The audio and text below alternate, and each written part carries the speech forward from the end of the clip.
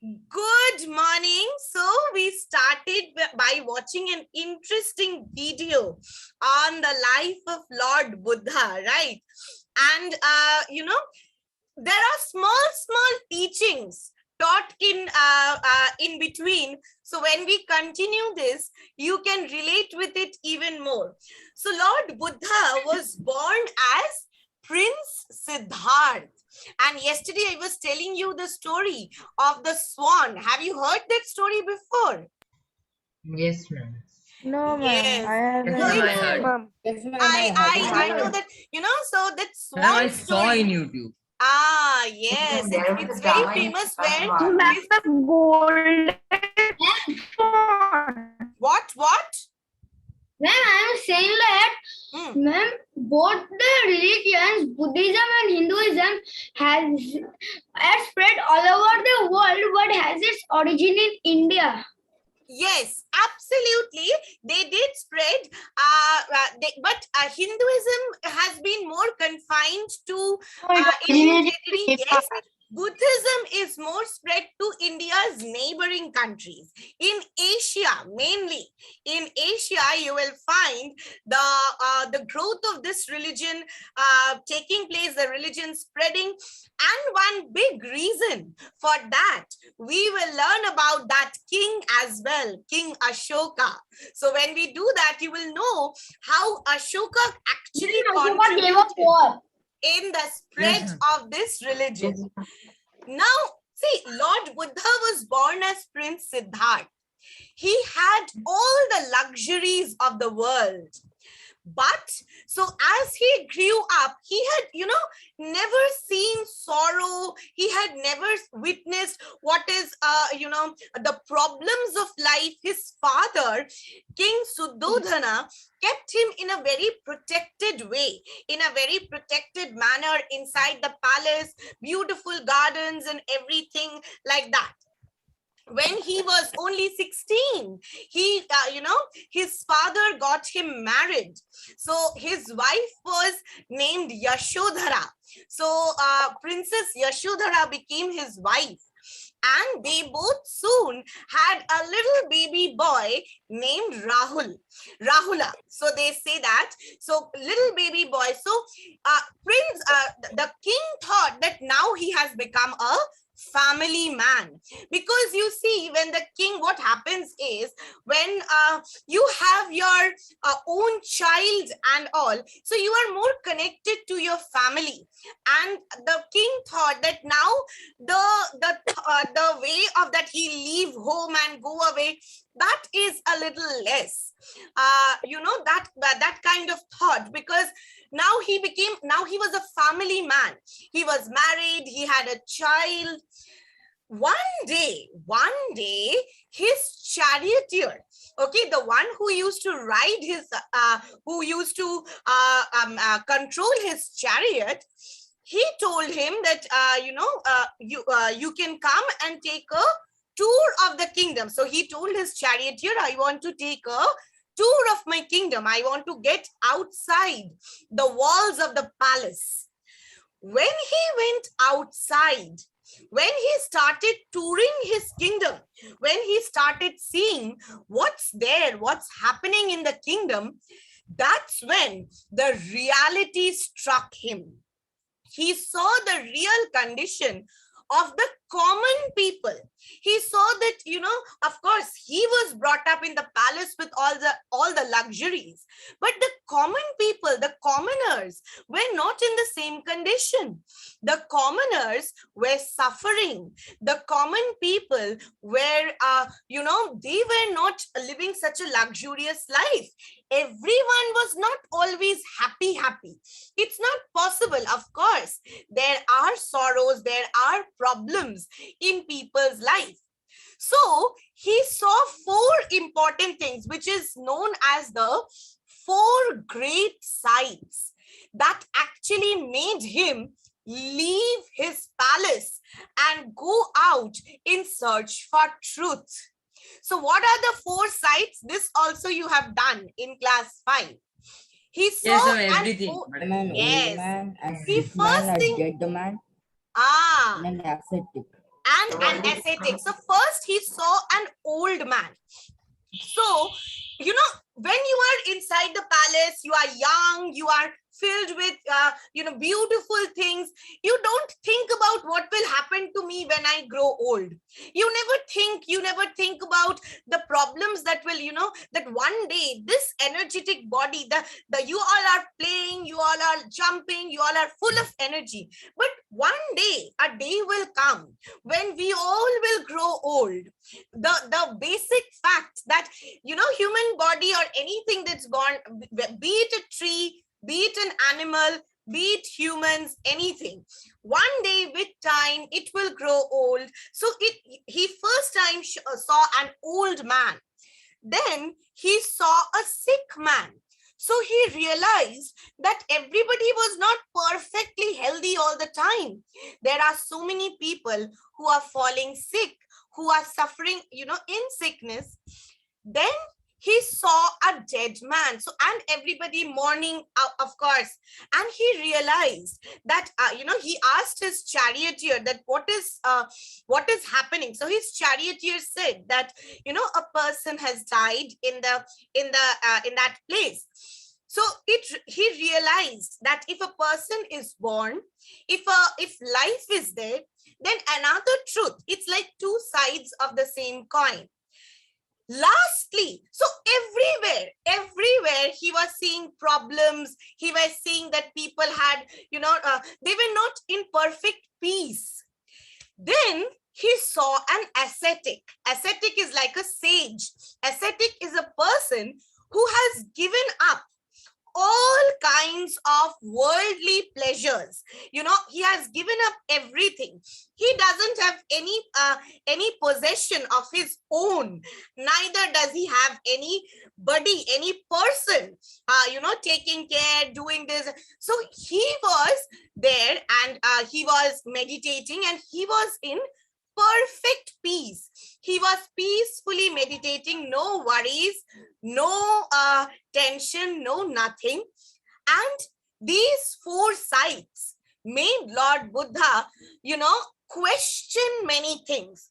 There were lots of questions in his mind. Lots of questions, lots of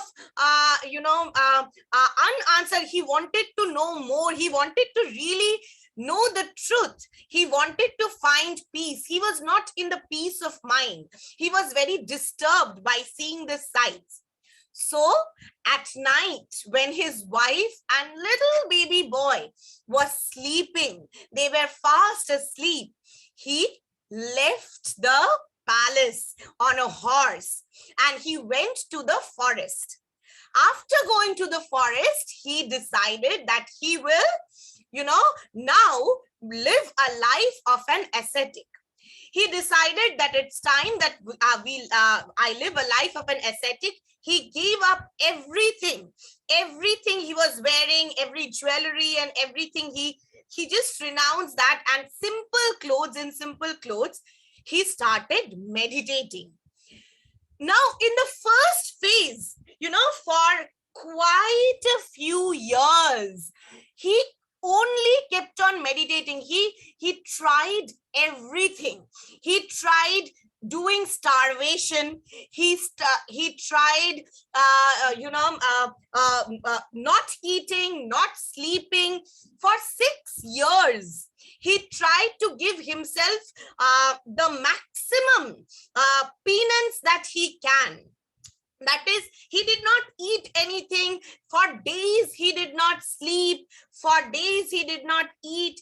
And then, his body became he became very thin. He became very sick, very thin. And there was no energy left in him. But he still, even after doing all this, trying all the paths for 6 years, he still did not find the answers to the questions that was there in his mind, regarding life, regarding death, regarding, the true meaning, true enlightenment. Okay, he still did not find any question.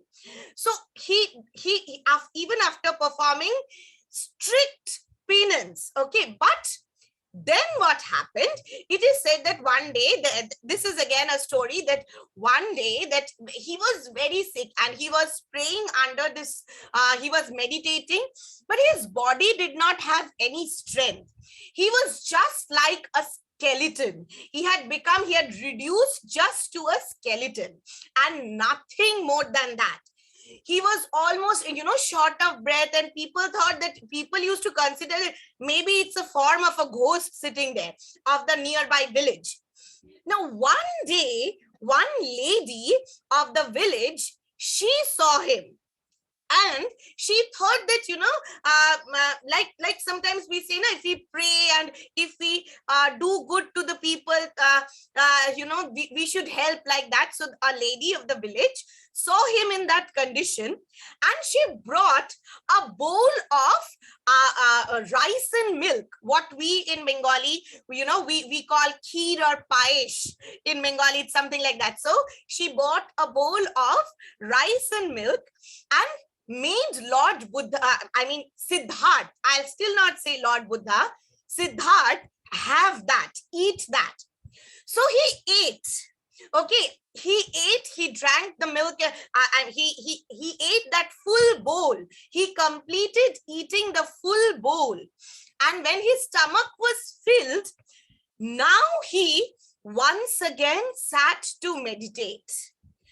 After that, after eating that bowl of rice and milk, and when his stomach was filled, then when he meditated, he actually, it is said that he found answers. He went into deep meditation and he found enlightenment. Hence, the religion of Buddhism and the teachings of Buddha says to follow the middle path, something that is a bit different from Jainism, because the Jains have a more stricter discipline, but Buddha did not find enlightenment when he was hungry, he didn't sleep, he was punishing his body, himself that way. No, he ate food, and then when he meditated, then he found enlightenment. So one of his main teachings became to follow the middle path. That is, you don't need things, to live a life of great luxury. That does not, don't be greedy. He always said that don't be greedy. But of course, our body, we have the basic needs: food, sleep. There is no need, if you really want to pray, if you really want to find yourself, if you really want to, be one with, be spiritual and all, there is no need to do, not eat food. And many people you might see does long uposh and not eating food and all. Not Yes, ma'am, they needed. don't eat for a day. No. So a day maybe, but then don't make it too harsh on yourself. No need to be too harsh on yourself. When you have given your body the basic needs that it has, then also if you pray and if your mind is really, it's honest, you are praying with real honesty and all, then also you can find the truth. You can be enlightened. Ma'am, I have an example in this. Wait 1 minute. Yes, Alina? Ma'am, what you said, like without eating, we are doing all the puja and like vrats, which normally most of the women do. I've seen my grandma, she is old now, so she cannot walk, she is walking with a stick. But still, in many days, she is doing vrat and she's not eating. So now when she doesn't eat, she becomes more weak and she has hard time to walk. So Absolutely. I would prefer this to her. Yes, this is something very simple, a very simple. Did you see in the video, the lady was giving him that bowl? So if you have seen that, so that is the story. See, the thing is, when you are in mind, it's all in your mind. So when you see, very simple thing, it's about focus. When you had your breakfast, when you had a good night's sleep, when you have slept well, when you have eaten your breakfast, Can you concentrate in your studies more? Or when you are hungry, you are only thinking about food, or you are not, you have not eaten anything, then you can concentrate more. Eating breakfast and studying is more good. So this is a very simple thing in life. If the food, sleep, this is our basic biological needs. So basic needs, we should fulfill them. Then only when we do something can we really put our mind into it. In a hungry stomach and all, praying to God and thinking, when can I eat the prasad? That is not, I say. Praying to God and thinking, oh God, when will the puja get over and let us eat the prasad, be calm. And one more thing that I do feel, what is the other side? He is saying not to be greedy. Too much of things, what you don't need, that is, accumulating a lot of wealth and all. He said that not needed. Don't be greedy. Too much is luxury is not the path as well. So the middle path is the main following of Buddhism. Yes, Ananta, what do you want to say? From yesterday, I want to ask a question. I'm writing in the chat also. Yes, tell please. Ma'am, yesterday you were talking about the Vedic age. So, ma'am, does a son of a Brahmin have to be a Brahmin, or the son of a Kshatriya has to be a Kshatriya, or the son of a Vaishya has to be a Vaishya, or the son of a Shudra has to be a Shudra? I understood. Of course. Means it's not son of a Brahmin has to, they are already a Brahmin. You are born, the caste you are born, and when you are born there, the occupation became fixed. That is, if your father, or it was like this, that if the father is suppose he does pottery, so his son, then grandson, they will have to continue making pots. They will continue. See, when the thing started, I will tell you, it was not on the, the thought behind it was not bad. The thing was, the society, when the caste system started, the idea behind it was division of work. Everybody cannot get into doing everything. Then there will be a mess. 1 minute. Then there will be a mess. So what the society did, what the rules they decided, that let everybody have a fixed kind of job. Then all the jobs are done and there is not too much of competition. So you already know that, this job, every job is done and everybody knows who has to do what. But there was flexibility during the early Vedic period. If somebody did not want to do it, the person had the choice to become something else, to try something else that was there. And it was not ladder-like. It was just a division, first on Varna, then on occupation, so that the work is done properly. There is balance in society. Everybody, there is no competition, but everybody's work, what you have to do, who is going to do the work of farming, who is going to be the king, who is going to be in the army. So that job was fixed. But during the later Vedic, what happened was, now the thing became like a ladder, not equal. Now people started that, oh, you are doing this job, so that is a good job. And you are doing this, like, did you see when Buddha came and touched the Shudra, when he tried to pick up that old man? So that old man, then this thing came that you are cleaning our houses. Oh my God, that means you are also dirty. No, this kind of thing, when this started, that became wrong. This is something that was not, that is not accepted.